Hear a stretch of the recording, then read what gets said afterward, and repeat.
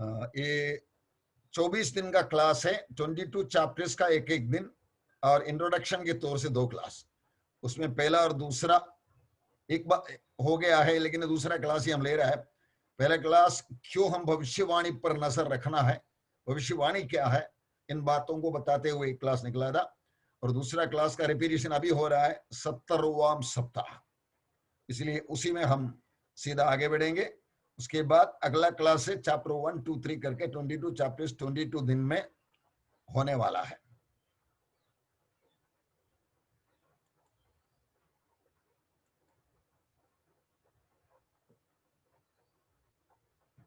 आपको स्क्रीन में दिखाई देता है ना? Yes master. यस, यही हमारा टॉपिक 70वां सप्ताह, 70 वीक्स प्रोफेसी। बाइबल का अंदर का एक खास भविष्यवाणी है ये 70 सप्ताहों का भविष्यवाणी, क्योंकि जैसे मैंने इधर दिखाया, Israel church, Israel plus gentile, पुराना जमाने में कलीसिया के जमाने के पहले का 2000 साल, अब्राहम से होकर यीशु मसीह तक का जमाना, परमेश्वर का ठेकेदार लोग इसराइली लोग थे। उसके बाद जैसा प्रभु यीशु उनका मसीहा को वो लोग इनकार कर दिया, उनको क्रूस पर चढ़ाने के लिए रोमी सरकार का मदद मांगे कर दिया, परमेश्वर ने योजना बदल कर उनको हटाकर कलीसिया को स्थान दे दिया।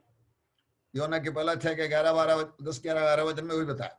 इधर देखो, ये तस्वीर में भी इसराइलियों को हटा दिया, कलीसिया को ले लिया। ये कलीसिया को लेने के बाद कलीसिया का जमाना खत्म हो गया, तो दोबारा उनको लेने वाला है। ये वो 7 साल या 1 सप्ताह। इधर एक भविष्यवाणी 70 सप्ताह की भविष्यवाणी के आधार पर ये यरूशलेम से अर्पणा को बसाने के लिए ऑर्डर निकलने के बाद यीशु मसीह का क्रूस तक, अभिषिक्त काटा जाने तक 69 सप्ताह या 483 साल। और उसके बाद ये कंटिन्यू नहीं होता है, क्योंकि यहूदी ना रहा, यरूशलेम ना रहा, इसलिए पोस्टपोन किया गया और बाद में दोबारा ये 7 साल में उनको आ रहा। ये क्रिटिकल भविष्यवाणी की वचन हम बराबर पढ़ेगा, परमेश्वर का टोटल योजना का बात हमको आसानी से समझ में आ जाएंगे। परमेश्वर को योजना है, ऐसा करके जा रहा है, हम लोग उसका छोटा टेढ़ा कर दिया। तो एदन के बगीचे में आदम और हव्वा को बना के दे दिया था, संपूर्ण दुनिया, पाप है ही नहीं, मृत्यु है ही नहीं। लेकिन जब वो लोग गड़बड़ किया, परमेश्वर प्रोग्राम में एक रीअरेंजमेंट कर दिया। एक औरत का बेटा को भेजने वाला है, तेरा सिर को कुचल डालने के लिए करके बोल के प्रोग्राम चेंज किया, अल्टरेशन किया। ये बात हम समझेगा तो ही युगों की योजना हमें समझ में आ जाएंगे। इस तरह ये 70 सप्ताह एक क्रिटिकल या इंपॉर्टेंट इश्यू है, जिसके बारे में हम देखने जा रहा है। 69 वीक्स हो गया है कालवरी का क्रूस तक, उसका शुरुआत करने का पॉइंट का पढ़ाई हम आज देखेंगे। और 1 सप्ताह कंटिन्यू ना हुआ, इधर 2000 साल ऑलमोस्ट हो चुका, कंटिन्यू नहीं हुआ, इसलिए कि ये भविष्यवाणी जो बताया गया था इसराइलियों के था, तेरे शहर के लिए, तेरे लोगों के लिए 70 सप्ताह। इन बातों को भी आज हम पढ़ने वाले हैं। इस तरह हम उसी को देखकर आगे बढ़ेंगे। युगों का आरंभ और अंत, परमेश्वर का युगों का योजना, परमेश्वर के पास एक प्रोग्राम है। ये प्रोग्राम की एक क्लैरिटी हमें मिलना है, ताकि हमको परमेश्वर बोलने वाला भविष्य की बातें मालूम पड़ेंगे। जल्दी होने वाले बातें मेरे दासों को बताने के लिए परमेश्वर पिता ने पुत्र को दिया, पुत्र ने स्वर्गदूत को भेजकर यूहन्ना को प्रदर्शित कर दिया, जो हम तक, दासों तक पहुंचाने के लिए। हम सब दास लोग हैं, काम करने वाले। इस तरह परमेश्वर का एक योजना है। वो योजना की कुछ बातें ये इफिसियों का 3 अध्याय का 5वां, 9, 11 वचन में लिखे रखा है। 5वां वचन में हम ऐसे पढ़ते हैं, जो और समयों में मनुष्यों की संतानों को ऐसा नहीं बताया गया था। मतलब पुराने जमाने में साफ साफ बताया नहीं है, क्योंकि उनको समझने के लायक सिचुएशन है ही नहीं था। खुद दानियल भविष्यवक्ता ये गब्रियल स्वर्गदूत को पूछ रहा है, इसका सब कब होने वाला है? तब उसको जवाब ये दिया गया, दानियल ये प्रोफेसी छापा मार के बंद रख, क्योंकि अंतिम दिनों के लिए है करके। अंतिम दिनों में ज्ञान बढ़ेगा, आपको मालूम है ये प्रकाशित वाक्य का पढ़ाई आज से 200 साल पहले कितना समझ सकता था उससे कई गुना आज समझ सकता है, क्योंकि काफी बातें हमारे आंखों के सामने खुला हुआ है। जैसे वक्त आगे जा रहा है भविष्यवाणी के ऊपर बहुत क्लैरिटी मिलता है, साफ दिखने में दिखता है। इस तरह जो और समयों में मनुष्यों की संतानों को ऐसा नहीं बताया गया था, ये बात बाइबल में भी बताया। इब्रानियों का किताब के पहला अध्याय का पहला वचन में हम ऐसे पढ़ते हैं, पूर्व काल के दिनों में अपना पिता लोगों को थोड़ा थोड़ा करके भांति भांति करके बात करने के बाद इन अंतिम दिनों में पुत्र के द्वारा परमेश्वर ने सब बताया, थोड़ा थोड़ा भांति भांति बात में अभी पूर्णता से बताया हुआ। समय और मनुष्यों की संतानों को ऐसा नहीं बताया गया था जैसा कि आत्मा के द्वारा अब उसके पवित्र प्रेरितों और भविष्यवक्ताओं पर प्रकट किया गया।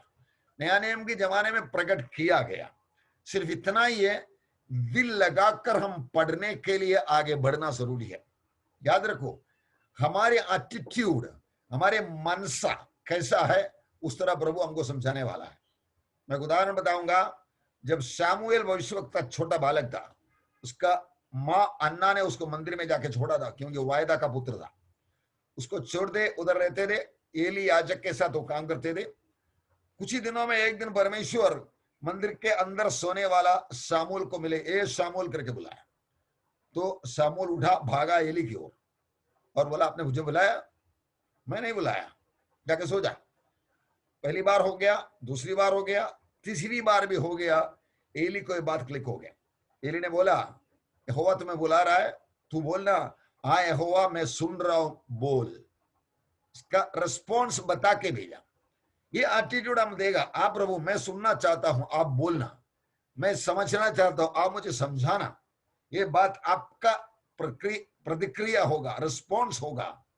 प्रभु जो चाहे आपके द्वारा करने के लिए जो प्लान बनाया है वो आपको क्लैरिफाई करेंगे ही करेंगे। सिर्फ आप दिल वाला इंसान होना चाहिए, ये बात पक्का याद रखो। अब उसके पवित्र प्रेरितों और भविष्यवक्ताओं पर प्रकट किया गया, वक्त वक्त पे काम करने को तैयार रहने वाले को प्रकट करके देता है।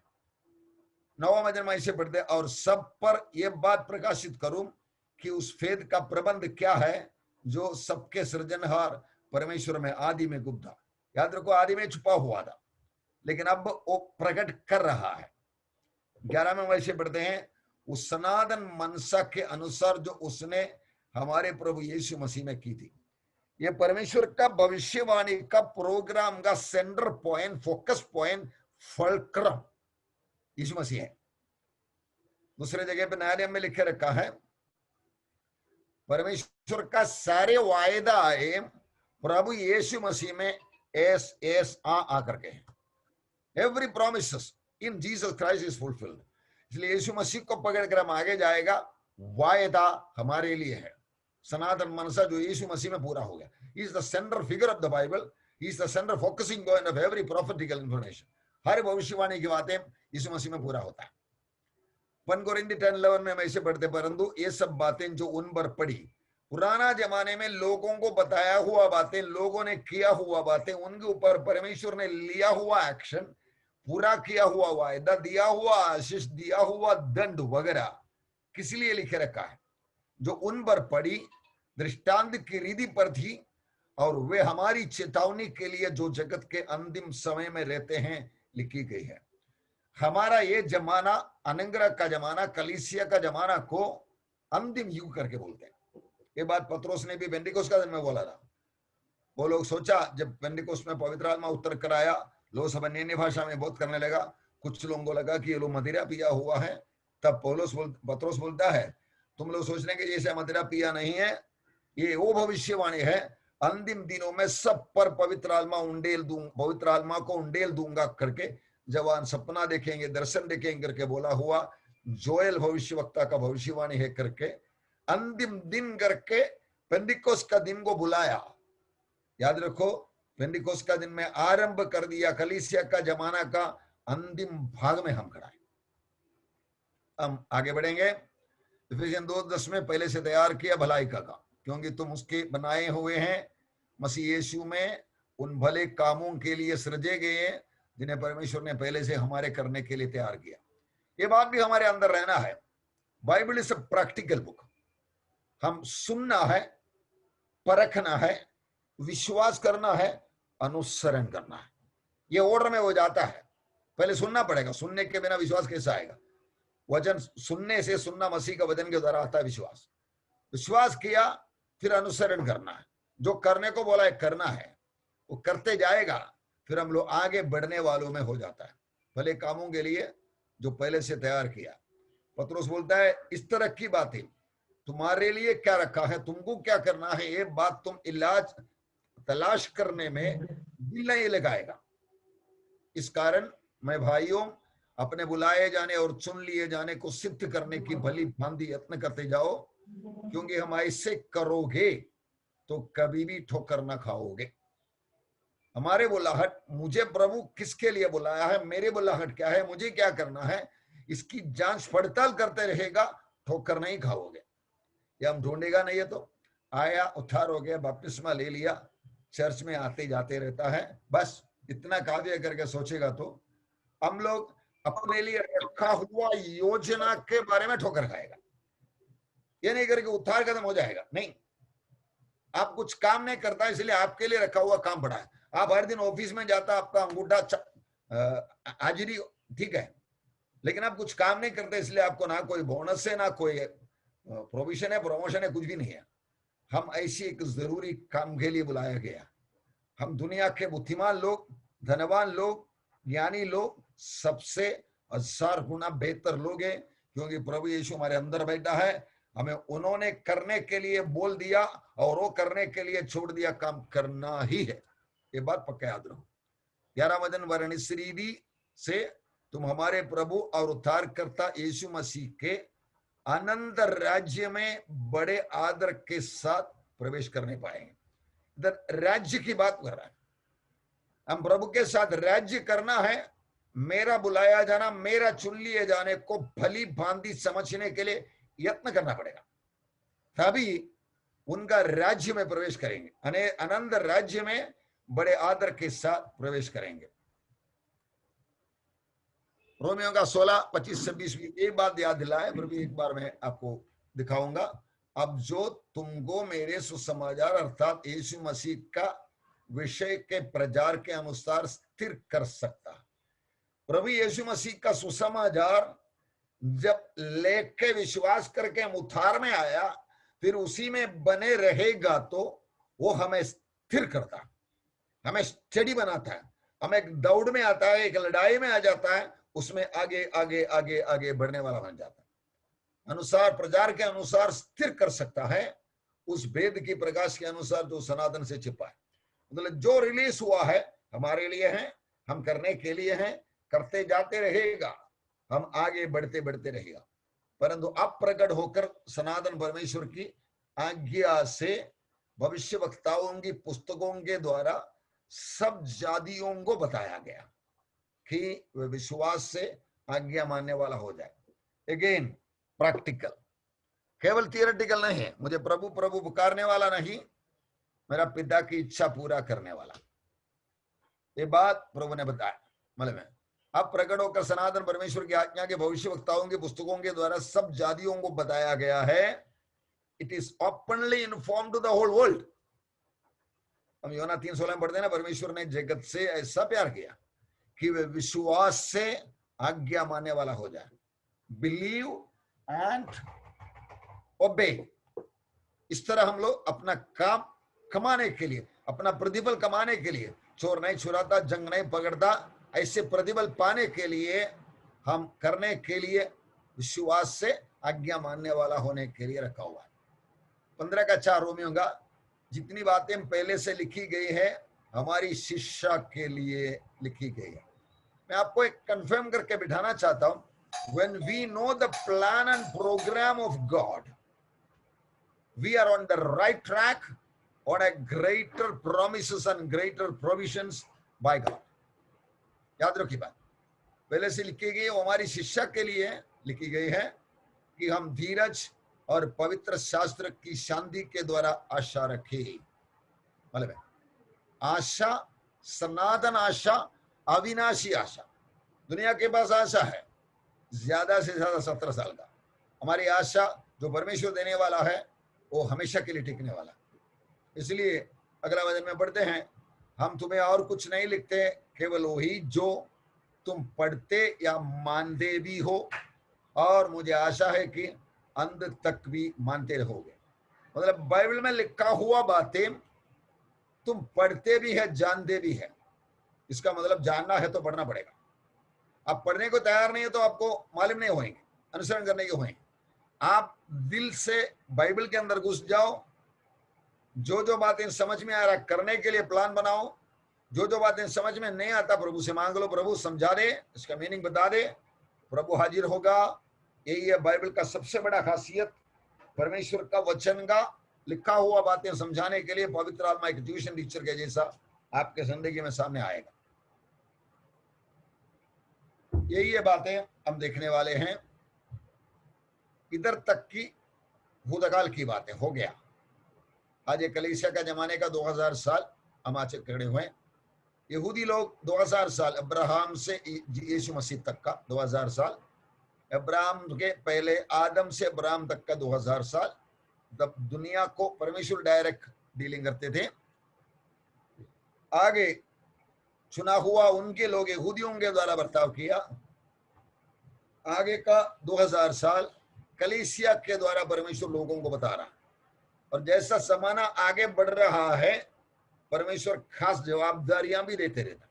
इसराइलियों को सुसमाचार बोलने के लिए नहीं बताया था, तुम मेरा लोग करके जीवन बिताकर दुनिया के सामने एक नमूना केवल बने। That was only offer. लेकिन जब कलीसिया आ गया, कलीसिया को बोला अंधकार के वश में से अद्भुत ज्योति में बुलाया, उनका गुण प्रकट करो, बताने के लिए बोला जाओ प्रचार करो, चेले बनाओ, ये ऑर्डर भी दे दिया। इस तरह आने वाला जमाने के आखिरी भाग में हम लोग इधर खड़ा, वी आर हियर। मतलब ये लिंकिंग है हम लोग आज देखने वाली बातें। आगे का 7 साल यहूदियों के लिए याकूब का संकट का समय, दानियल का 70वां सप्ताह वगैरह वगैरह नाम दिया है ये 7 साल के लिए। और ये 2000 साल वाला यहूदी प्लस जाति जो मिलकर इधर मिलने वाला है। इसके बीच में कलीसिया का जमाना था, कलीसिया चले गया, वापस इनको मिल रहा है। यही पॉइंट है आज का हमारा पढ़ाई का विषय। प्रकाशित वाक्य को ऐसा बांट सकते हैं, पहला अध्याय जो प्रभु यीशु मसीह महिमा में प्रकट हो रहा है, दूसरा और तीसरा अध्याय कलीसियाओं को या प्रभु यीशु का दुल्हन को प्रभु बात कर रहा है, और 4 से 22 अध्याय तक भविष्य की बातें हैं। उसके अंदर की 6 से 18 अध्याय का एरिया है दानियल का 70वां सप्ताह, जो हमारा मुख्य विषय है। उसका कनेक्शन ही हमारा विषय है। ये 70 सप्ताह के अंदर की पढ़ाई के लिए हमको 6 अध्याय से 18 अध्याय तक पढ़ना ही पड़ेगा। वो हमारे आज का टॉपिक नहीं है। आज का टॉपिक इधर के पहले लगा हुआ रहता था इसराइलियों से कलीसिया को ओवर जंपिंग करके इधर उनके लिए कैसे आया। 69 वीक्स इधर पूरा हुआ क्रूज पर, 70वां सप्ताह कई को कंटिन्यू नहीं हुआ। वो क्या करके ये योजना, परमेश्वर का प्लान, प्रोजेक्ट, प्रोग्राम आपको समझ में आने के लिए हम लोग ये पढ़ाई कर रहा है। ये देखो, ये दानियल के दिया हुआ भविष्यवाणी में दिया हुआ एक सूचना है। इधर अर्थहर्ष करके एक राजा के जमाने में नहम्या के द्वारा हुआ जेरूसलेम शहरपना को फिर बसाने के लिए दिया हुआ ऑर्डर का दिन उधर से होकर 70 सप्ताह होगा करके वो भविष्यवाणी शुरू होगा। वो 70 सप्ताह इधर खत्म हो जाता। एक्चुअली 69 इधर तक खत्म हो गया। और ये मैं पहले आपको अपना फ्रेंड स्केच में ये दिखाया था। मतलब 69 इधर तक पूरा हो गया, फिर डायरेक्टली 1 वीक इधर क्यों शुरू नहीं हुआ, उसके आगे 2000 साल तक इंतजार करने क्या पड़ा। इसलिए कोई बात हम देखने वाले हैं।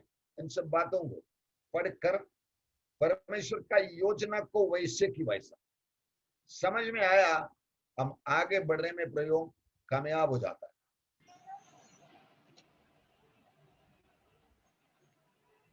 अब ये वचन पढ़ के हम लोग शुरुआत करेंगे।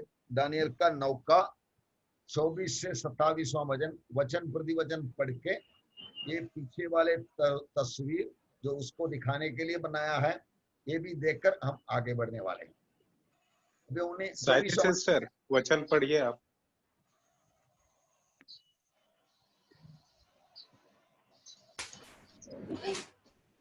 सिर्फ 24 पढ़िए, दानियल 9:24। Okay pastor. इधर देखे भी आप पढ़ सकते हैं, आपका मोबाइल में बराबर दिखता है। अरे हाँ, सॉरी। तेरे लोगों और तेरे पवित्र नगर के लिए 70 सप्ताह ठहराए गए हैं कि उनके अंत तक अपराध का होना बंद हो और पापों का अंत और अधर्म का प्रायश्चित किया जाए और युग युग की धार्मिकता प्रकट होए और दर्शन की बात पर और भविष्यवाणी पर छाप दी जाए और परम पवित्र का अभिषेक किया जाए। बस इधर एक डिवाइन रेवलेशन दे रहा है गब्रियल स्वर्गदूत, सवाल पूछने वाला दानियल भविष्यवक्ता। आपको मालूम है दानियल और यूहन्ना दो परमेश्वर का भक्त लोग हैं जिनको अलग प्यारा नाम से बुलाया गया। दानियल को बुलाया अति प्रिय दानियल और यूहन्ना को बुलाया यीशु जिस चेला को प्यार करता था। और आपको मालूम है ये दोनों प्यारा ने बहुत कुछ भविष्यवाणियों का बात भी लिखा है। मालूम है हम परमेश्वर का प्यारा हो जाएगा, परमेश्वर का दिल का रखवाला हो जाता है, परमेश्वर का रास्ता समझने वाला हो जाता है, उसको समझाने वाला हो जाता है। इसलिए याद रखो, आपका प्राइवेट प्रेयर में, पर्सनल लाइफ में आप परमेश्वर को खुश करने का एक विचारधारा संभालने वाला है तो परमेश्वर आपको मिलना तड़पता है। अब्राहम के बारे में ऐसा बोला, मैं जो करने वाली बात है इसको कैसे ना बताऊं, कैसा ना रोको। परमेश्वर तड़प रहा उनको बताने के लिए क्या कि इनका भविष्य क्या होने वाला है। God is very very very anxious, ये बात आप समझना जरूरी है। इसलिए दानियल एक सवाल पूछा, ये सब क्या है, ये भविष्यवाणी कब होने वाला करके गब्रियल स्वर्गदूत बात कर रहा था। तब उनको दिया हुआ जवाब है कि दानियल ये आगे का दिनों के लिए है, अब छापा मार के रख, अंतिम दिनों में ज्ञान बढ़ोगे और सब लोग ढूंढोगे और पाओगे करके उनका जवाब दे दिया। और जो बातें उन्हें समझने का था वो बात समझाकर ये 24वां वचन में पढ़ाई शुरू हो गया। तेरे लोगों और तेरे पवित्र नगर के लिए। हम एक एक पद पकड़ के, एक एक पॉइंट पकड़ के आगे बढ़ेंगे। दानियल को गब्रियल स्वर्गदूत जब बोलता है तेरे लोग, ये लोग है इस्राएली लोग या यहूदी लोग, और तेरे पवित्र नगर, ये नगर है जेरूशलेम। इसका मतलब इस्राएलियों के लिए और जेरूशलेम के लिए 70 सप्ताह ठहराए गए हैं। अब ये सप्ताह वर्ड को हम जरा देखेंगे, इधर तस्वीर में देखेगा तो वो वर्ड हिब्रू में शाबुआ लिखे रखा है। शाबुआ हमारे डिकेड या सेंचुरी या दशाब्दी शताब्दी करके तुल्य एक वर्ड है। दशाब्दी बोलेगा तो 10 साल का एक जुन, सेंचुरी बोलेगा तो 100 साल, शाबुआ बोलेगा तो 7 साल। तेरे शहर के लिए, तेरे लोगों के लिए 70 शाबुआ ठहराया गया। 70 सातों को इंग्लिश में ऐसे लिख के रखा है 77 साल डिटरमिन, 7 डेज या मंथ्स या अभी कुछ नहीं बोला है, 77। ये एक्चुअली 77 इयर्स या 490 साल। तेरा शहर के लिए, तेरे लोगों के लिए 70 शाबुआ ठहराया गया है, 70 सातों को ठहराया हुआ है। और वो अंत होना है तो कि उनके अंत तक क्या क्या होना है। इधर 7 आइटम मैंने लाल कलर में मार्किंग करके डाला, अंडरलाइन भी किया। तो हम लोग एक बार देखेंगे। अपराध का होना बंद होना नंबर 1, पापों का अंत नंबर 2, अधर्म का प्रायश्चित किया जाए नंबर 3, युग युग का धार्मिकता प्रकट होए नंबर 4, दर्शन की बात खत्म होना है 5, भविष्यवाणी पर छाप डालना है 6, और 7वां परम पवित्र का अभिषेक, यरूशलेम राजधानी बनकर धरती का और यीशु मसीह राजा थे राजा बनकर अभिषेक। परम पवित्र का अभिषेक किया जाए। इनमें से क्या क्या हुआ हम लोग 2020 में खड़ा होकर एक बार देख लेंगे। 70 सप्ताह तेरे लोगों के लिए, तेरे शहर के लिए ठहराए गए हैं। इट इज अ पॉइंट, इसमें कोई चेंज है ही नहीं। जैसा ये 70 सप्ताह अंत होएगा तब ये सब चीजें, सातों आइटम पूरा होना है। अभी हम देखेंगे 70 सप्ताह अंत हुआ कि नहीं। नंबर 1, अपराध का होना बंद हो। दुनिया में अपराध करके वेड का एक्चुअल मतलब ऐसा है, एक जन दूसरे को तकलीफ देने का, अपराध करने का एक के खिलाफ। ये बात बंद होगा। आज दुनिया में बंद हुआ है नहीं है, बिंदास चल रहा है औरों को सताना। आज कोविड-19 के जमाने में डॉक्टर लोग अपने तरफ से, दवा पानी बनाने वाला अपने तरफ से लूटना चालू है। मतलब अपराध बंद कर ही नहीं सकती, दुनिया को कर नहीं पाया क्योंकि उनके पास ताकत है ही नहीं। बोल सकते हैं हम लोग संभालेंगे, हम लोग रोड बनाएंगे, रेल बनाएंगे, एयरप्लेन बनाएंगे, वगैरह वगैरह सब, लेकिन सब कुछ करने को, शांति बनाने के लिए होता ही नहीं। इसका मतलब अपराध का होना बंद नहीं हुआ। पापों का अंत हुआ नहीं, अंत हुआ। आज भी पाप बिंदास चल रहा, मनमानी चल रहा है। अधर्म का प्रायश्चित किया गया, यस, वो आइटम पूरा हो गया। यीशु मसीह जब क्रूस पर मरता था, सारे अपराधों के लिए परमेश्वर ने पाप बंद कर दिया। पहला यूहन्ना दूसरा अध्याय का दूसरा वचन में हम ऐसे पढ़ते हैं, वो हमारे पापों के लिए प्रायश्चित है, केवल हमारे लिए नहीं, सारे जगत का, सारे पापों के लिए। मतलब वो नंबर 3 आइटम पूरा हो गया, अधर्म का प्रायश्चित किया जाए। नंबर 4, युग युग का धार्मिकता प्रकट हो। मतलब आगे को हमेशा के लिए युगों टिकने वाला धार्मिकता प्रकट हो जाए। नहीं हुआ। आज भी अधार्मिकता चलते रहता है, अन्याय चलते रहता है। जिसके पास पैसा है केस में जीत सकता है। अच्छा, एफिशिएंट एडवोकेट को ले लो, निर्दोषी को दोषी ठहरा सकते हैं, दोषी को दंड से छुड़ा भी सकते। युग युग का धार्मिकता प्रकट नहीं हुआ। दर्शन बंद होगा, भविष्यवाणी बंद होगा। दर्शन और भविष्यवाणी पर चाप। आज भी दर्शन चालू है, आज भी भविष्यवाणी चालू है, बंद हुआ नहीं। वो जमाना जब प्रभु यीशु आके राज्य करेगा तब दर्शन भी नहीं होगा, भविष्यवाणी भी नहीं होगा। इसके बारे में मैं आगे एक वचन में आपको दिखाऊंगा। परम पवित्र का अभिषेक किया जाए। परमेश्वर का पुत्र प्रभु यीशु मसीह राजा होकर अभिषेक करके दुनिया के लिए एक ही सरकार परमेश्वर स्थापित करने वाला। Theocratic rule, democracy, capitalism, communism, socialism सब खत्म करके आने वाला है, लेकिन आज तक वो भी नहीं आया। इसका मतलब है 7 पॉइंट में सिर्फ अधर्म का प्रायश्चित किया गया, वही हुआ, बाकी 6 पूरा हुआ ही नहीं।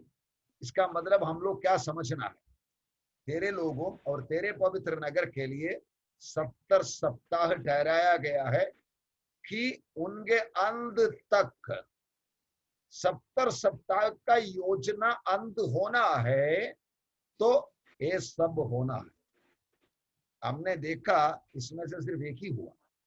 इसका मतलब 70 सप्ताह अंत हुआ नहीं है। यही है भविष्यवाणी समझने का एक तरीका। समझ में आया? मालूम है? मतलब 70 सप्ताह कहाँ शुरू हुआ लिखा, अभी तक हम पढ़ा नहीं। अंत हुआ क्या? नहीं अंत हुआ। क्यों? बाइबल के वचन के आधार पर 9:24 के आधार पर 7 बातों में सिर्फ 6 बाकी पढ़ा है, हुआ ही नहीं। ओके, हम आगे बढ़ेंगे। 9:25-26। सो ये जान, सिस्टर पढ़िए ना। सो यह जान लो, जान और समझ ले कि यरूशलेम के फिर बसने की आज्ञा के निकलने से लेकर अभिषिक्त प्रधान के समय तक 7 सप्ताह बीतेंगे। फिर 62 सप्ताह बीतने पर चौक और खाई समेत वह नगर कष्ट के समय में फिर बसाया जाएगा। और उन 62 सप्ताह के बीतने पर अभिषिक्त पुरुष काटा जाएगा और उसके हाथ कुछ न लगेगा।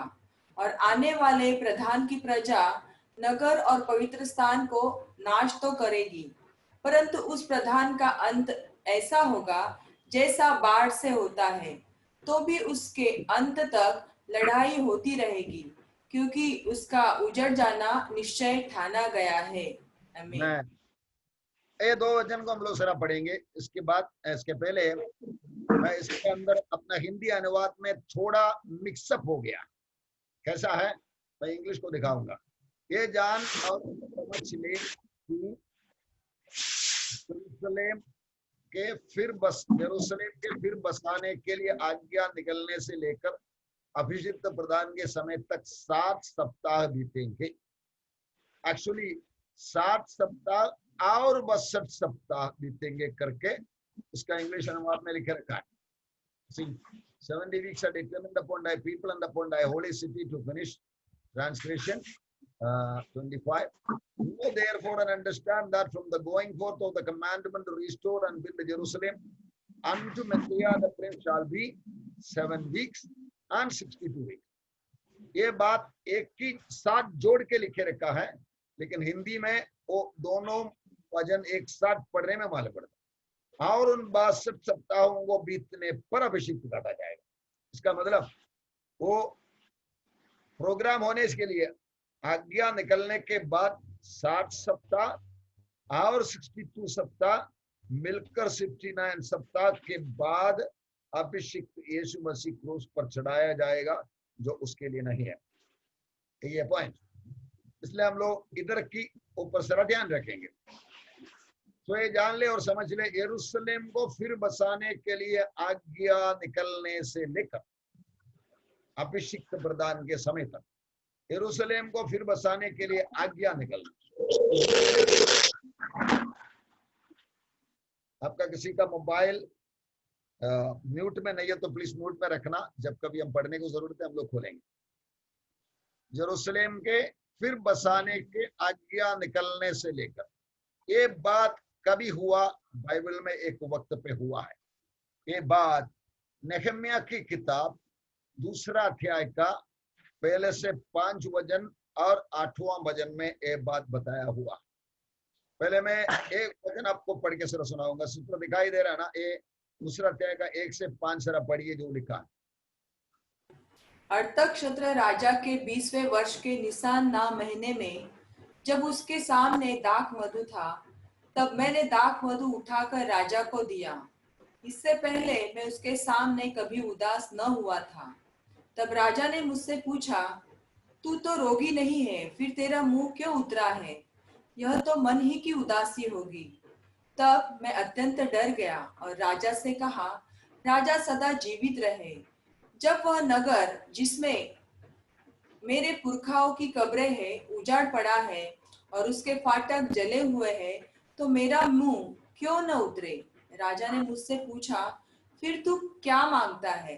तब मैंने स्वर्ग के परमेश्वर से प्रार्थना करके राजा से कहा, यदि राजा को भाए और तू अपने दास से प्रसन्न हो, तो मुझे यहूदा और मेरे पुरखाओं की कब्रों के नगर को भेज, ताकि मैं उसे बनाऊं।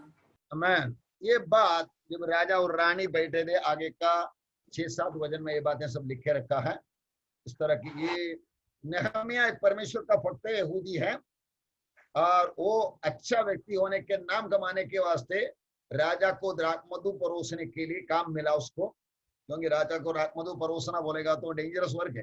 राजा को कोई जहर पिलाएगा तो राजा मर जाएंगे, इसलिए जो विश्वस्त लोगों को चुनते, ऐसा चुनते सालों काम करते आ रहा है। इसराइल गुलामी में पड़ा है। उन दिनों में ये एक दिन द्राक्षमधु लेकर आया, उसका मुंह उतरा हुआ था। राजा वो ध्यान किया, राजा ने बोला, ये कुछ गड़बड़ की बात है। नेहम्याह क्या है? ये मन की उदासी करके बोला। नेहम्याह डर ही गया।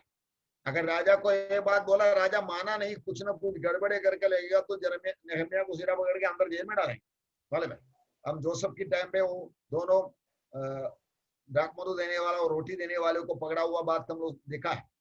इस तरह बात करके अपने दिल की अंदर की बातें राजा को बता दिया। रानी भी बगल में बैठा था करके आगे का वचनों में लिखे रखा है, ये नगर जो उजाड़ पड़ा है, मैं जाके बनवाना चाहता हूं, आप चाहे मुझे परमिशन देगा करके बोल। यही है 1 से 5 वचन। आपको मालूम है ये अर्थशस्त्र राजा, मैं उसके बारे में दो शब्द आपको इतिहास को जोड़कर बताना चाहता हूँ।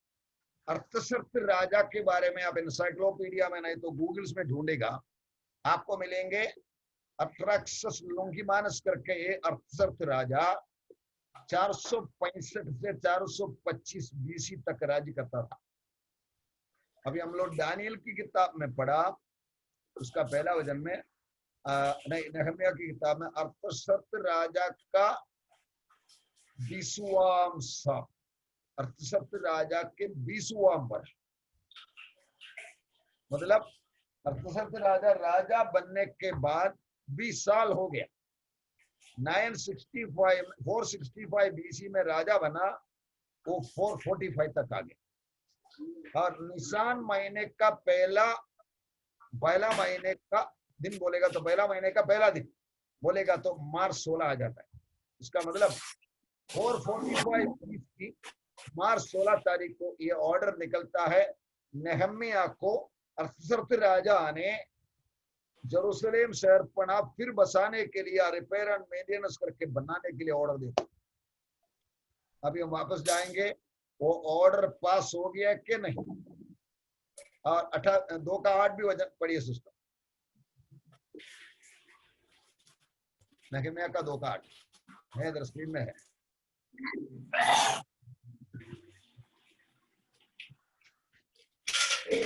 और सरकारी जंगल के रखवाले आसाप के लिए भी इस आशय की चिट्ठी मुझे दी जाए, ताकि वह मुझे भवन से लगे हुए राजगढ़ की कड़ियों के लिए और शहर पनाह के और उस घर के लिए जिसमें मैं जाकर रहूंगा लकड़ी दे। मेरे परमेश्वर की कृपा दृष्टि मुझ पर थी, इसलिए राजा ने यह विनती ग्रहण किया। नेहम्याह का अपेक्षा राजा ने सुना करके तो लिखा है, इसलिए राजा ने विनती ग्रहण किया। इसका मतलब ये अर्थशस्त्र राजा का 20वां वर्ष का निसान महीना जो पहला दिन है, वो दिन ऑर्डर निकला, वो 445 बीसी मार्च 16 को है ऑर्डर निकला, वो दिन से। अभी दानियल का भविष्यवाणी में हम लोग वापस जाएंगे।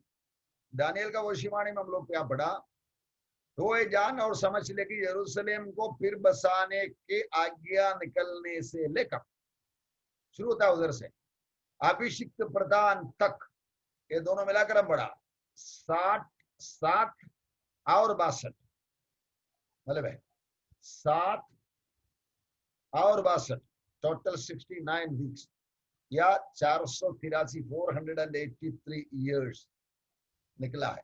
अभिषिक्त पुरुष काटा जाएगा। यीशु मसीह क्रूस एक हिसाब से ये बेस पकड़ के आएगा। अप्रैल 6 AD 32 में यीशु क्रूस पर मर रहा है, बराबर इतिहास में हुआ है खड़ा। ये भविष्यवाणी की बातों को अविश्वास करने वाला, मजाक करने वाला इतना तक बोला है, ये दानियल का किताब यीशु मरने के बाद लिखा होगा, ऐसा करके इतना सिस्टमैटिकली ये भविष्यवाणी बताया हुआ है। यीशु मर गया इधर और अभिषिक्त पुरुष काटा गया, मतलब ये दोनों वचन में 24-26 में वो अभिषिक्त प्रधान के समय तक सप्ताह बीतेंगे। वे 62 सप्ताहों के बीतने पर चौक और घाई समेत नगर कष्ट से बनाया जाएगा। 62 सप्ताहों को बीतने पर अभिषिक्त पुरुष काटा जाएगा और उसके हाथ में कुछ न लेगा। इसका इंग्लिश अनुवाद में ऐसा है, वो उसके लिए नहीं, नॉट फॉर हिमसेल्फ, मतलब यीशु मरा तो उसके लिए नहीं था। और आने वाले प्रधान की प्रजा नगर और पवित्र स्थान को नाश तो करेगी। आने वाला प्रधान, देखो एक प्रधान आने वाला है 27 वर्ड में देखो, और वो प्रधान, इधर प्रधान आने वाला है ये 70वां सप्ताह में। लेकिन जब ये जमाना यीशु का क्रूस पर चढ़ाने के जमाने के बाद, ये 70वां सप्ताह के पहले प्रधान की प्रजा आता है। ये बात कैसा हुआ आपको पता है, ये मैं आपको दिखाऊंगा। यीशु मसीह क्रूस पर मरा, मरते वक्त मंदिर का पर्दा फट गया और परमेश्वर ने यहूदियों के साथ मूसा के द्वारा दिया हुआ व्यवस्था के आधार पर का कामकाज बंद कर दिया, वो सिस्टम बंद कर दिया, दूसरा नया सिस्टम का इनागुरेशन कर दिया। मतलब आदि पवित्र स्थान में इस्राएल का याजक का महायाजक साल में एक बार पाप मुक्ति के लिए भेड़ या बकरी का खून देकर जाने वाला वो सिस्टम परमेश्वर ने कैंसिल कर दिया। दूसरा कोई उसके अंदर जाना अनुमति नहीं है। परमेश्वर ने ऊपर से नीचे तक भाड़ा करके मत्ती का 28 में लिख रखा है, मतलब ऊपर से नीचे तक भाड़ा। इसी तरह परमेश्वर ने उस सिस्टम को बदल डाला। उसके बाद यहूदी लोग फिर भी कुछ चलाता होगा, लेकिन AD 70 में उनका मंदिर को आग लगा दिया। AD 135 में सारे यहूदियों को, इतने यहूदियों को मास मर्डर कर दिया, और उसके बाद जो जो वृक्ष मिलता रहा उसमें उनको लड़का दिया और बोला एक भी यहूदी जेरूसलम में दिखना ही नहीं, ऐसा ऑर्डर भी दे दिया। मतलब परमेश्वर ने इनके साथ का व्यवहार आगे के लिए धक्का मार के रखा और कलीसिया को चांस दे रहा। वो अपने घर में आया, उन्होंने उनको स्वीकार नहीं किया। यीशु मसीह यहूदियों के बीच में पैदा हुआ, यहूदी बनकर पैदा हुआ, यहूदी चेलों को बुलाया, उनको सुसमाचार सुनाया, उन्होंने उनको इनकार कर दिया। परमेश्वर जो कोई उन्हें स्वीकार किया, जो कोई उन पर विश्वास किया, उन्हें परमेश्वर का संतान मिलने का अधिकार दिया। याद रखो ये बात। प्रोग्राम चेंज करके इनको हटाकर हमको बिठाया। इधर मैं एक वचन आपको पढ़ के सुनाना चाहता हूं। बहन आपके पास बाइबल में रोमियों का 11वां अध्याय का 11वां अध्याय का 15 वचन से पढ़िए।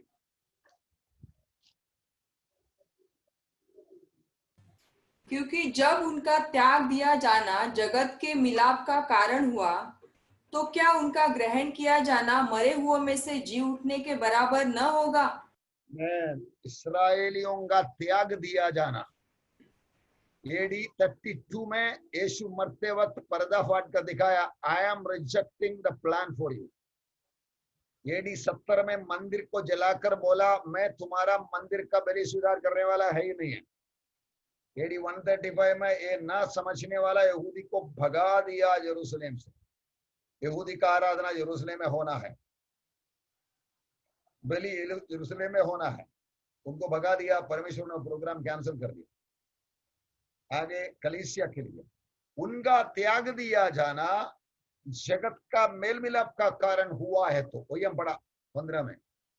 उनका स्वीकार करना, अभी हम लोग तो पीछे का स्केच में एक बार जाएंगे, ये दोनों तस्वीर में भी दिखाया है।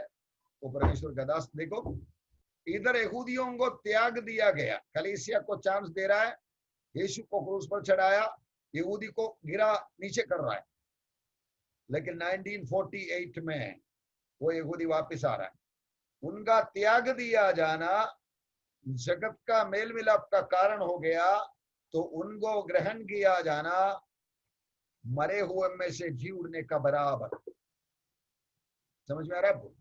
आखिरी नरसिंह का फूका जाने वाला है, तेरा मेरा सबका यीशु आने वाला है। पहले जो मसीह में मुर्दे जी उठेंगे, बाकी जो हम जिंदा है बदल जाएंगे, वो ही है ना पूछ।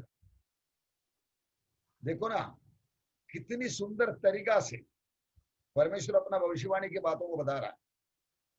रियल प्रोफेसी बोलेगा तो बाइबल का क्रोनोलॉजिकल वक्त वक्त के हिसाब से परमेश्वर का प्रोग्राम को बताने वाला भविष्यवाणी से। आज व्यक्तिगत भविष्यवाणी भी है, हाथ रख के हम बोल सकते हैं, भाई तुम्हें फलाना जगह पे भेजने वाला, फलाना मिनिस्ट्री करने वाला है, फलाना बिजनेस देने वाला है, फलाना राज्य में भेजने वाला है, ऐसे भविष्यवाणियां है।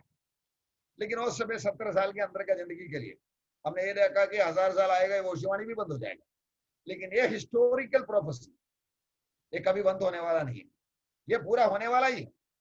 इन बातों को पढ़ेगा तो हमारे अंदर इतना कॉन्फिडेंस आ जाता है, इतने आत्मविश्वास आ जाता है। प्रभु यीशु जब कभी भविष्यवाणी के बारे में बता रहे थे, इस तरह की कंफर्मेशन देके हमको पक्का बनाने के लिए कोशिश कर रहे। मेरे पिता के घर में बहुत से रहने का स्थान है, नहीं ये तो मैं तुम्हें बोलता था, मैं जाके जिया तैयार करके वापस आऊंगा, ये सब भविष्य की बातें बताने से पहले प्रभु ने बोला तुम्हारा मन व्याकुल ना होने दे। यूहन्ना 14 का 1 2 3 वचन में आपको पढ़ के सुना। मालूम है, इस तरह भविष्य की बातों को जानने वाला परमेश्वर हमारे लिए बात खोल खोल के लिख रहा है ताकि हम लोग भरोसा रखकर, मेरा भविष्य मुझे पता है, मैं प्रभु के साथ चल रहा हूं, आज मैं मरूं तो स्वर्ग में जाने वाला करके एक व्यक्ति को अपनी तरफ से पक्का बताने के लिए हिम्मत सच्चाई के आधार पर देने वाला है परमेश्वर का वचन। याद रखो, ये जब मैं पाया, हम कदम कदम रखकर आगे बढ़ने वाला।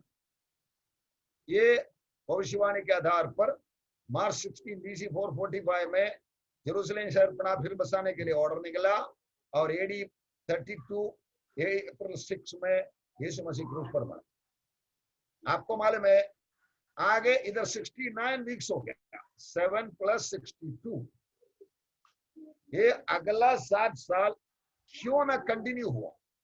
ये मेरा अगला पॉइंट, ये पॉइंट कंटिन्यू होना चाहिए था, क्योंकि 7, 62, 69 और 1, लेकिन 70th वीक में बीच में इतना गैप क्यों आया? कलीसिया का युग पेंटिकोस्ट से रैप्चर तक ये युग कैसे घुसा उसके अंदर, ये बात आप समझना जरूरी है ताकि भविष्यवाणी का रियल प्रोग्राम हमको मालूम पड़ेगा। इधर हम लोग वापस अपना भविष्यवाणी में जाएंगे। देखो, तेरे लोगों और तेरे नगर के लिए 70 सप्ताह ठहराए गए हैं, हम लोग देख चुका है। तेरे लोग और तेरे शहर, AD 32 में वो लोगों को प्रभु इनकार कर दिया। AD 70 में उनका मंदिर को जला डाला।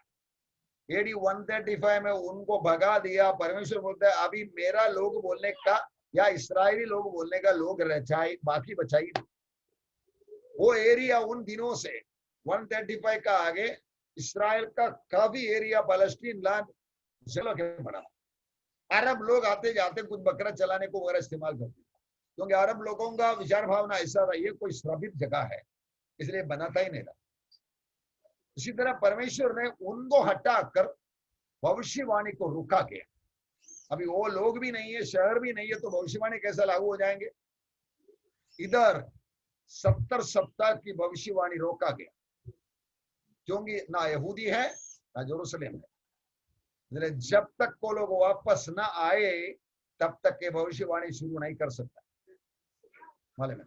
इसलिए वो भविष्यवाणी की बात में देखो, ये 7 और 62 बोला, फिर बाद में एक सप्ताह की बात उठा के बात कर रहा है।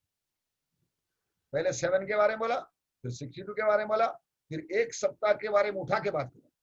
ये ऑटोमेटिकली कंटिन्यू आने वाला है, तो इतना कुछ बोलने की भी जरूरत नहीं। एक सप्ताह के लिए इधर हम लोग देखा प्रधान की प्रजा किया हुआ काम है। ये जेरूसलेम शहरपना को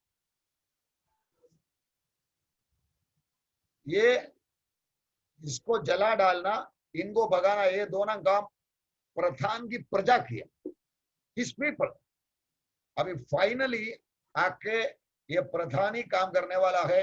वर्ष नंबर 27 में हम आएगा, हम देखते हैं। और वो प्रधान एक सप्ताह के लिए इधर फाइनल वीक आ रहा है, मतलब है उस प्रधान का अंत ऐसा होगा, इसके बारे में आगे भविष्यवाणी करके बोला है। अंत पूरा का पूरा एक बाढ़ के जैसा आने वाला है। और अभी हम लोग 27 वर्ष में आ रहा है, हमारा फाइनल पार्ट इधर में आ गया। और वो प्रधान एक सप्ताह के लिए बहुतों के संग दृढ़ वाजा बांधेगा। वाजा बांधकर प्रवेश करने वाला एक प्रधान मसीह विरोधी एंटी क्राइस्ट की बात इधर बता रहा। पहले उनका प्रजा ने नाश कर दिया, अभी वो आके वाजा बांध रहा है। किसके साथ? पूरा दुनिया और इस्राएलियों के साथ एक सप्ताह का राज्य करने के लिए। मालूम है, जब इधर प्रवेश करना है तो अभी आज का यहूदी का हाल क्या मालूम है? वो लोग मंदिर बनाने को प्लान बना के रखा है, मंदिर का सारा आइटम बना के रखा, याजकों का कपड़ा, एफोद की आइटम, नींव की पत्थर, यूटेंसिल्स तो आइटम्स तो उधर परमेश्वर का मंदिर में रोटी रखने का टेबल वगैरह वगैरह सब तैयार, लेकिन मंदिर है ही नहीं। वो पुराना फटेला मंदिर का दीवार के ओर आज भी आके और आराधना प्रार्थना करते आ रहा। मंदिर क्यों नहीं बना? मंदिर बनाने को इसराइल के पास एक्चुअली मिलिट्री पावर है, लेकिन वो करने को जाएगा सच में थर्ड वर्ल्ड वॉर शुरू हो जाएंगे। और यहूदी रब्बियों का दिमाग में ये बैठा है, ये मंदिर बनने के लिए हमारा मसीहा आकर हमको मदद करना चाहिए, शांति से बनना चाहिए। इसलिए बोला इंतजार है। एक बार मिलिट्री प्लान बनाया था, लेकिन बोला ना ना ना ना, वो हमारा मसीहा आके करेंगे, मसीहा आके मदद करेंगे, शांति से हम बनाएंगे मंदिर करके। आपको मालूम है उनका इंतजार किया हुआ मसीहा एक दिन आने वाला, जिसको बाइबल बुलाते हैं एंटी क्राइस्ट, मसीह विरोधी। तब उनको परमिशन देके आ जाएंगे। आज इसराइल दुनिया का फोकस आ गया है, सेंटर पॉइंट आ गया है। अभी हम लोग वापस 29 में आएंगे। और वो प्रधान एक सप्ताह के लिए बहुतों के संग दृढ़ वाजा बांधेगा, परंतु आधा सप्ताह बीतने पर वो मेल बलि और अन्न बलि को बंद कर देगा। इधर भी एक चीज हमको देखने को मिलता है। आप लोग इधर देखा 70 सप्ताह का अंत हुआ नहीं है, आरंभ हुआ है क्या पता नहीं हमको। 70 सप्ताह का अंत हुआ नहीं है, क्योंकि ये 7 आइटम में 6 आइटम पूरा हुआ ही नहीं, इसलिए 70 सप्ताह का अंत हुआ नहीं।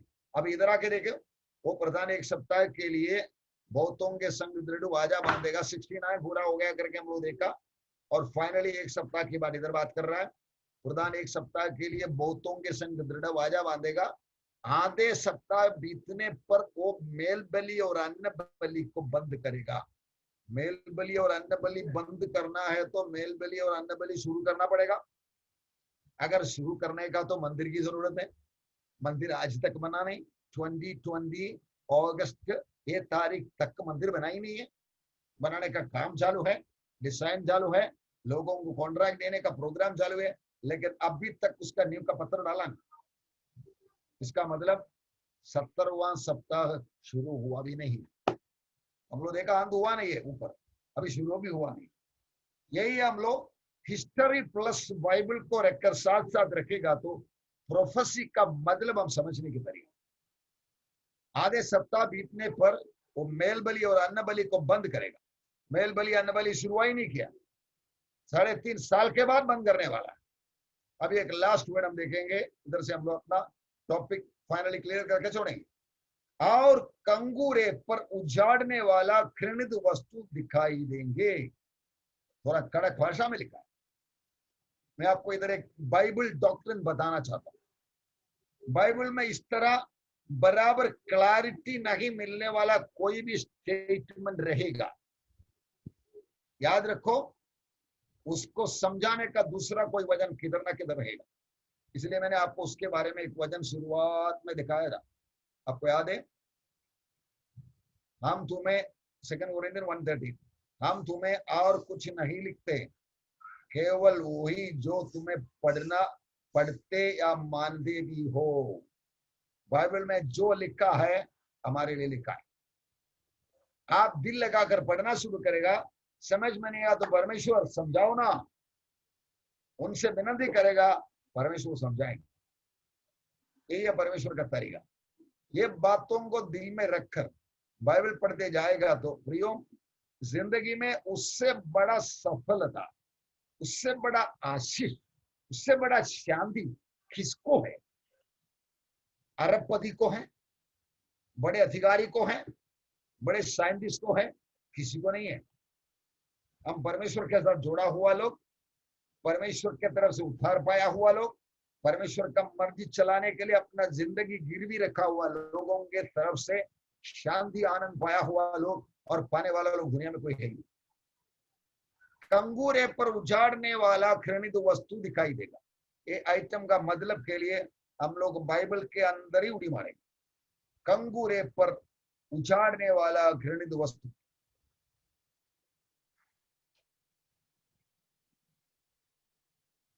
इसका इंग्लिश में ये देखो, इसमें हिंदी में आऊंगा मैं। ये दानियल का 9:27 है, माथी 24:15 और दूसरा थिस्सलुनीके का दूसरे का 4। ये देखो दानियल 9:27, वो तोंगे दृढ़ वाजा बांधेगा परंतु आधे सप्ताह बीतने पर मेल बलि और अन्न बलि को बंद करेगा और कंगूरे पर उजाड़ने वाला घृणित वस्तु बनाई देंगी। देख लो आप मत्ती का 24 का 15 में आ जाए। सिस्टर ये सारा पढ़िए ना। तो जब तुम उस उजाड़ने वाली घृणित वस्तु को, जिसकी चर्चा दानियल भविष्यवक्ता के द्वारा हुई थी, पवित्र स्थान में खड़ी हुई देखो। जो पढ़े वो समझे। मैं प्रभु यीशु बात कर रहा है मत्ती का 24 का 15 में। सो जब तुम उस उजाड़ने वाला घृणित वस्तु, ऊपर भी ऐसे लिखा ना उजाड़ने वाला घृणित वस्तु, लेकिन यीशु थोड़ा आगे बोला उजाड़ने वाला घृणित वस्तु की जिसकी चर्चा दानियेल भविष्यवक्ता के द्वारा हुई थी। कोटिंग भी किया, हमको कोई कंफ्यूजन छोड़ा ही नहीं।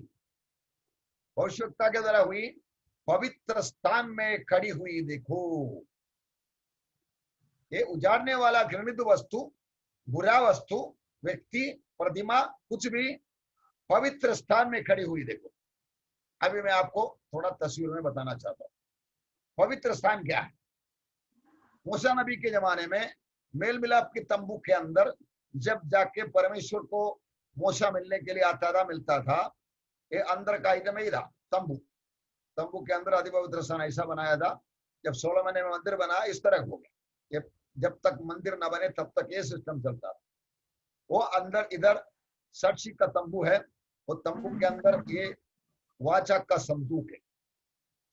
वाचा का संदूक के अंदर ऊपर क्या क्या है पता है? करूबों के बीच में ये जो जगह, जो ढक्कन के ऊपर का जगह पे परमेश्वर का उपस्थिति रहता है। मूसा को मिलने के लिए परमेश्वर तो उतर के आता था। इसके अंदर ये जो बॉक्स है, वो बॉक्स के अंदर जो वाजा का संदूक बता रहा है, 3 आइटम डाला हुआ था। ये ढक्कन है जिसके ऊपर सोना का बनाया हुआ 2 करूब लोग हैं, और ये भी पूरा सोना से कवर किया हुआ बाबुल की लकड़ी का है। और इसके अंदर 3 आइटम डाला हुआ है। नंबर 1 10 आज्ञाओं का 2 पट्टी। नंबर 2 आरोन का भूला फला लाठी। नंबर 3 मन्ना जो वो लोग खा रहा था, 1 ढक्कन भर के मन्ना। ये 3 आइटम इसके अंदर रखा हुआ है। ये इब्रूस 9:4 में लिखे रखा भी है। ये रखा हुआ ये इसके ऊपर आदि पवित्र स्थान, ये आके किधर रखता था? इसके अंदर रखता था, ये जगह पे। ये बाहर का अंगन है, ये पवित्र स्थान है, ये आदि पवित्र स्थान, उधर रखता था। उधर परमेश्वर का संगति आता था। अभी शैतान की चाहत क्या है? आराधना चाहते हैं। इस्राएली लोग सच्चा परमेश्वर को आराधना करने वाला करके शैतान को बताए। यीशु मसीह को मानते नहीं है, उधर एरिया में गलत है वो लोग, लेकिन यहोवा परमेश्वर को आराधना करने वाला, और परमेश्वर को उपस्थिति अति पवित्र स्थान में। ये मंदिर में अति पवित्र स्थान की तरह देखो। ये बाहर के अंगन है, जाति जाति का लोग आ सकते हैं। ये अंदर की याजक लोग जाते हैं। इधर ये पवित्र स्थान में केवल महायाजक साल में एक बार एक पर्दा के पीछे आते। ये पर्दा ही फट गया मंदिर का, मालूम है। इधर आके शैतान आके अपना मूर्ति को बिठाएगा, नहीं तो वो कुत्ता के बैठेगा। यही है कब होने वाला बात है मालूम है? 3.5 साल के बाद। उसके लिए मैंने और एक तस्वीर आपको दिखाऊंगा।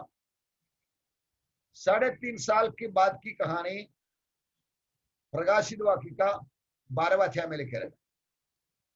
वो लिखे रखा है, फिर स्वर्ग में लड़ाई हुई और मिकाएल और उसके स्वर्गदूत अजगर से लड़ने को निकला, और अजगर और उसके दूत उससे लड़े और गिरा दिया शैतान और उनके सारे दूतों को।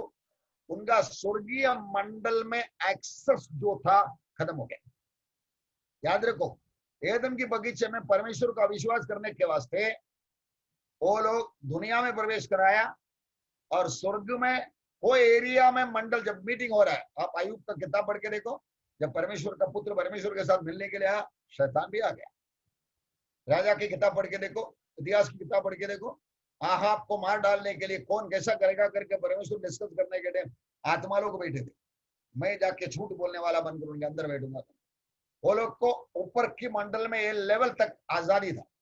इसलिए 12वां अध्याय प्रकाशित वाक्य में लिखे रखा है, स्वर्ग में रहने वाले आनंद मनाओ क्योंकि उसको नीचे गिरा दिया। धरती में रहने वाले हाय हाय, वो बड़ा क्रोध से तुम्हारे ऊपर आया। ये व्यक्ति आके मंदिर में बैठकर क्या करने वाला है, वही हम अभी देखने वाला है। इसका और एक वजह अभी हम लोग देखा, प्रभु यीशु ने बता दिया बात हमने देखा है ना।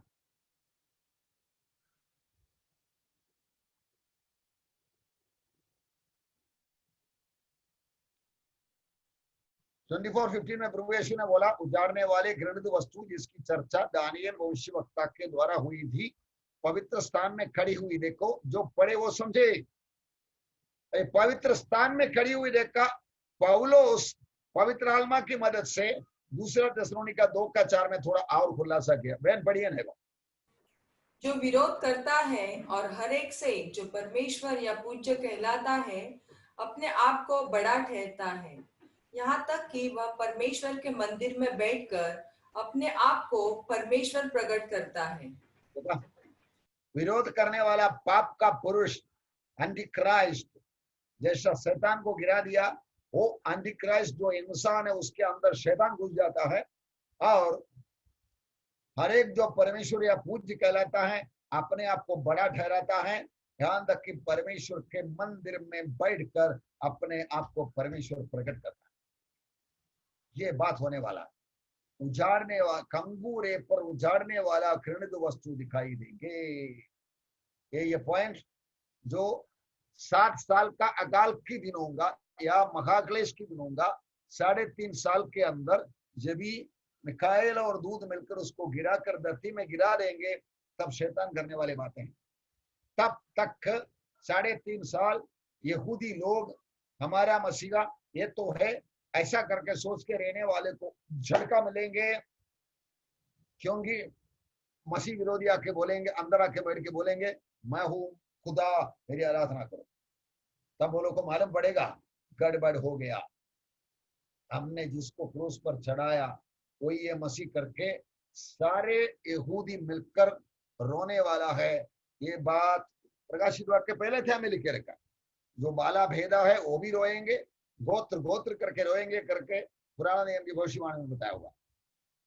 हम लोग उसके आखिरी भाग में आ गया और मैं तस्वीर में आके आपको ये बताना चाहता हूँ, ये भविष्यवाणी की बातें आपको समझ में आया। परमेश्वर का योजना के बारे में समझने के लिए भी कोई तकलीफ नहीं मालूम है। आजकल ये प्रभु यीशु का कलीसिया उठा लिया जाना कभी है, महाक्लेश के पहले क्या बाद में क्या वगैरह वगैरह सब बहुत कुछ चर्चा चल रहा है। आपको मालूम है ये टोटल प्रोग्राम आपको एक बार मालूम पड़ेगा, आपको मालूम पड़ेंगे जैसा ये लोग जाएगा हम लोग जाएगा उनका टाइम मिलेगा, उनका त्याग दिया जाना। रोमियो का 11:15 में पढ़ा था, उनका त्याग दिया जाना जगत का मेल मिलाप का कारण हुआ। तो उनका इकट्ठा करना 1948 मरे हुए में से जुड़ने के बराबर है कि नहीं। इस तरह संपूर्ण भविष्यवाणी पूरा होने वाला, याद रखो। इस तरह परमेश्वर ने कड़ी जोड़ने वाला ये भविष्यवाणी बराबर करके रखा। अभी हम लोग वापस अपने टोटल प्रोग्राम में जाएंगे। ये देखो, ये है अनादि से अनंतता तक रहने वाला परमेश्वर, योजना बनाकर हमको बताया परमेश्वर, जो बताया योजना 100% पूरा करने वाला परमेश्वर, इधर तक पूरा करके दिखा दिया परमेश्वर खुदगाल। आगे का भविष्य की बातें लिखे रखा हुआ। प्रकाशित वाक्य का शुरुआत का वेडिंग आप देख लो, जल्दी होने वाले बातें पिता परमेश्वर ने पुत्र को दिया, पुत्र ने स्वर्गदूत को भेजकर यूहन्ना को प्रदर्शित किया ताकि दासों को बताए। कौन है दास लोग? हम लोग। ये जो परमेश्वर का बच्चा उद्धार पाया, बच्चा बन के उद्धार हो जाता है और आगे दास होने के लिए आगे बढ़ता है। Promotion to be a servant, servant leadership, इसके लिए रखा हुआ। यह प्रोग्राम इसी तरह पक्का होने वाला।